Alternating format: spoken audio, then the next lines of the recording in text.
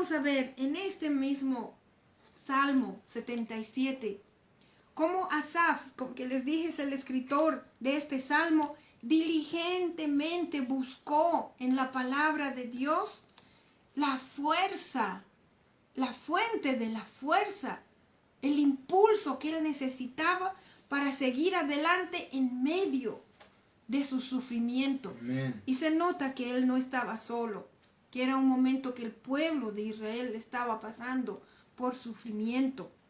Y vamos a leer el Salmo 77, vamos a volver a leer el versículo 10 hasta el 12. Y esta es una versión diferente, esta es la Reina Valera. Y aquí dice, dije, esto es angustia de mi corazón. Traeré pues a la memoria los años de la diestra del Altísimo. Me acordaré de las obras de Jah. Sí, haré yo memoria de tus maravillas antiguas. Meditaré en todas tus obras y hablaré de tus hechos gloriosos. Amén. Bendita sea la palabra del Señor. Y volviendo al relato de mi accidente que tuve en el año 2001, yo estaba en una camilla esperando que salieran los médicos a atenderme y estuve ahí por lo menos unas 2 horas. Esta era una ciudad muy grande donde los hospitales, especialmente la emergencia, se tenía que esperar por mucho tiempo para ser atendido. Y como yo no estaba sangrando, pues me dejaron esperar por varias horas. Y mientras yo estaba esperando allí, sentía dolor en cada parte de mi cuerpo. Era un dolor intenso en todas partes. Y la desesperación por no poder respirar bien todavía. Pero yo recordé lo que ocurrió en el año 1976, octubre 10, el milagro que mi mamá recibió, que los médicos le habían dicho que nunca más iba a poder volver a caminar. Sin embargo, por un milagro, ella pudo volver a caminar y era misionera, llevó la palabra del Señor a muchos lugares. Amén. También recordé que en una ocasión a mí me iban a hacer operación de emergencia debido al apendicitis. Y yo llamé a algunas personas creyentes, oraron conmigo y yo recibí mi sanidad instantáneamente al punto que el doctor canceló la operación porque ya no era necesario. También recordé otros momentos en los que mi vida había estado en gran peligro, pero Dios me salvó.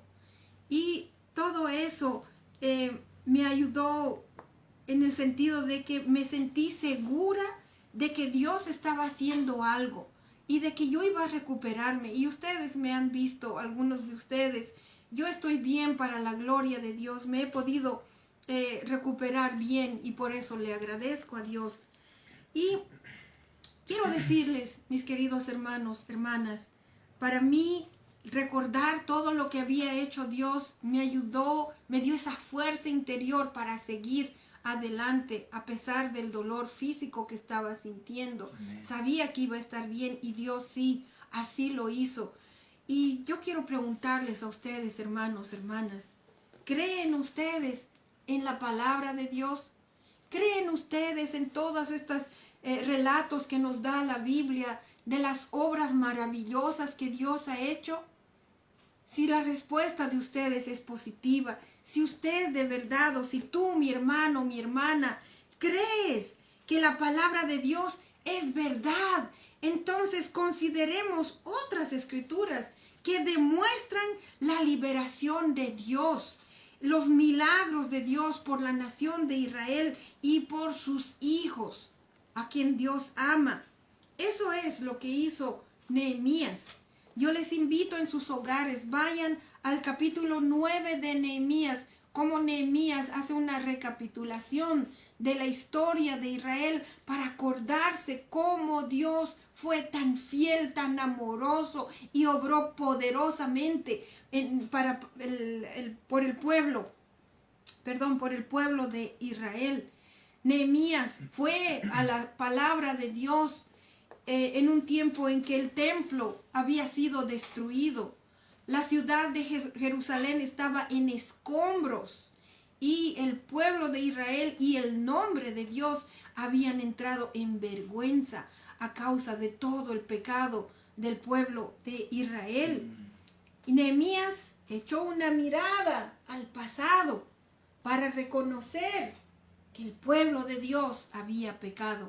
Yo le invito también a usted, mi hermano, mi hermana, amigo y amiga, a echar una mirada ya al pasado para reconocer su pecado, para reconocer en qué lugar se ha desviado, para reconocer en qué momento usted se ha apartado de Dios y para que se arrepienta y pida perdón a Dios. Amén. Eso es lo que hizo Nehemías. Él echó una mirada atrás para reconocer el pecado de la nación de Israel y pidió perdón él solo de parte de toda una nación. Y el haber hecho esto trajo gran consuelo a Nehemías. Y podemos ver a través de lo que conocemos de la Biblia que Dios contestó la oración de este varón Nehemías y restauró a su pueblo.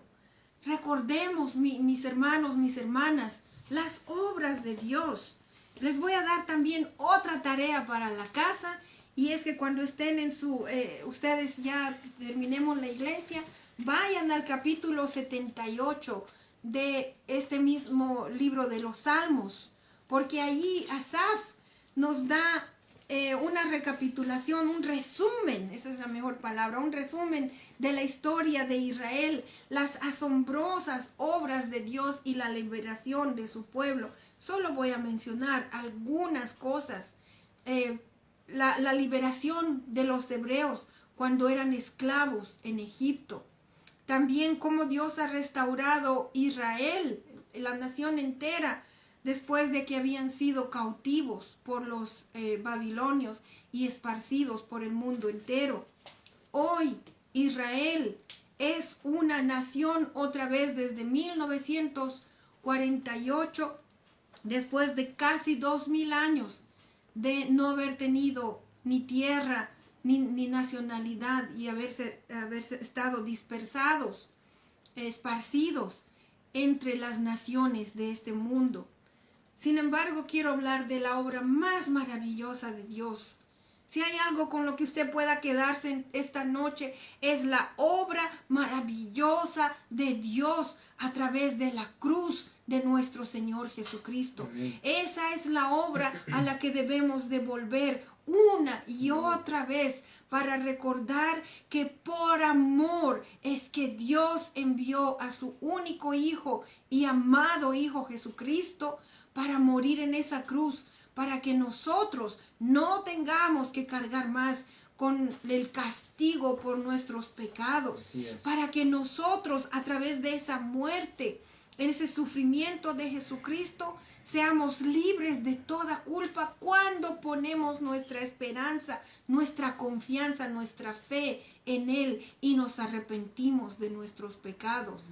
Es la obra de la muerte de Jesucristo que nos da la esperanza a nosotros de que Dios nos puede perdonar de todos nuestros pecados. Esta es la obra más maravillosa. No hay ningún otro Dios en toda la historia de la humanidad que haya podido hacer lo que nuestro Dios maravilloso ha hecho. No hay ningún ser humano que tenga el poder de cargar los pecados del mundo.